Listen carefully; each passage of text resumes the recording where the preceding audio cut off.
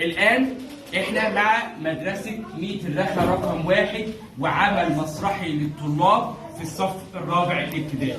العمل ده خاص بمحاور هامة وأنماط مختلفة في فهم الدراسات الاجتماعية وفقا للنظام الجديد. هيعرفنا أول محور بنفسه وهو التعداد السكاني. يتفضل هنا. تمام. تعالى. التعداد السكاني هو حصل عدد السكان في مصر خلال فترة زمنية كل 10 سنوات ويستخدم لعمل احتياجات وإنشاء المدارس والمستشفيات. برافو عليك. يبقى عرفتنا ايه هو التعداد السكاني وفايدته ايه. اتفضلي يا اتفضلي.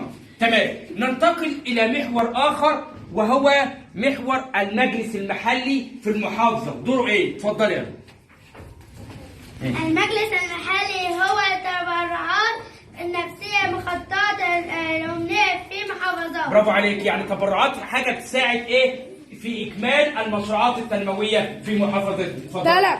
تمام. ننتقل على محور آخر وهو محور هام في فهمنا للدراسات الاجتماعية وهو محور الأمية. اتفضلي. تعالي يا فنان. على مالك اتفضل. الأمية المعلوماتية هي الأفراد الذين لا يعرفون تشغيل الحاسوب والإنترنت. تمام. الذين لا يعرفون ايه الانترنت والمجال ايه التكنولوجي. اتفضل. تمام.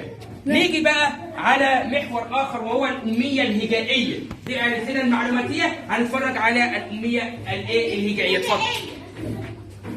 الأمية هي كل الأفراد الذين لا يعرفون القراءة والكتاب. شكرا. اللي يعرفون ايه القراءه والكتابه. ننتقل على نمط اخر وهو نمط في حياتنا، حاجه حياتنا. شم النسيم. اتفضل. يحتفلون عن طريق الأسماك المملحة والبيض الملون والبصل. ماشي. عرفنا الاحتفالات في شم النسيم ايه هو احتفالاته ازاي. ننتقل على انماط السكان ونمط هام في حياتنا وهو نمط سكان البدو. اتفضل قول.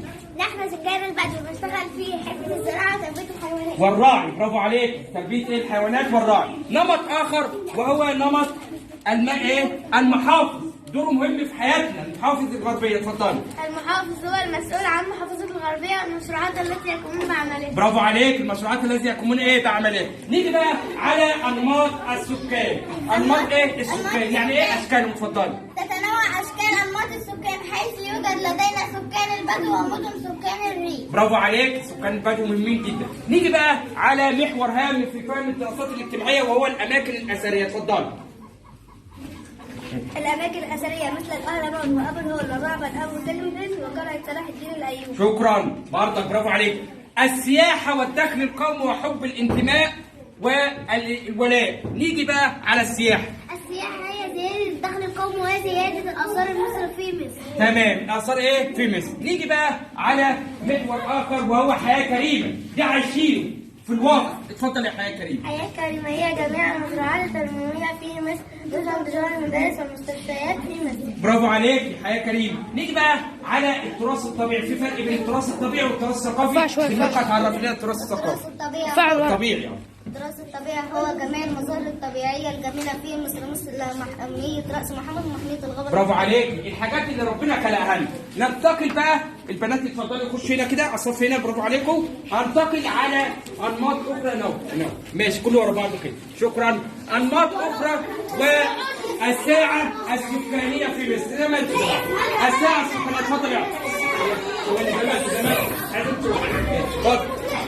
تمام. ماشي. الساعه السكانيه. اتفضل عرفنا.